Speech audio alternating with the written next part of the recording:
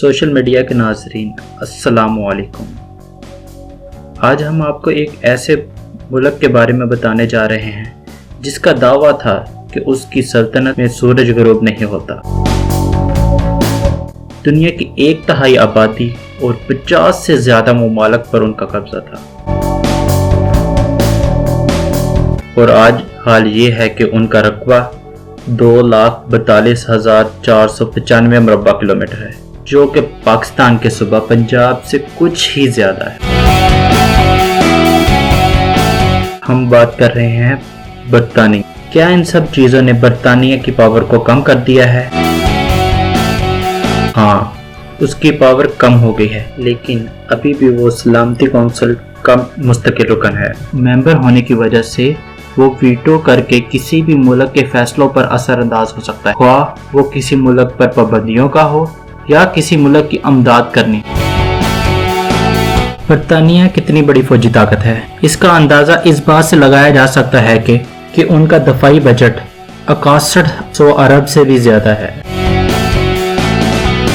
یعنی پاکستانی فوجی بجٹ سے 6 گنا زیادہ ہے۔ برطانوی ایئر فورس کے پاس 200 لڑاکا طیارے ہیں اور بحریہ کے پاس منٹوں میں کسی بھی جہاز کو تباہ کرنے کی صلاحیت۔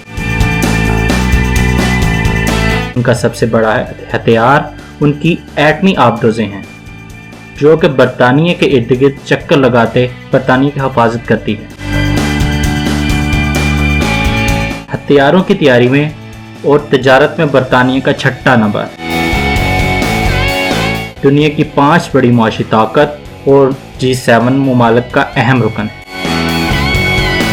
کچھ سال پہلے برطانیہ نے یونان اور آئرلینڈ کو بھی دیوالیہ ہونے سے بچایا۔ برطانیہ کی جغرافی اہمیت بھی بہت زیادہ ہے۔ یہ امریکہ، ایشیا اور یورپ کے درمیان ایک ایسی جگہ پر واقع ہے جو کہ ایک چینل اور رابطے کا کام کرتا ہے۔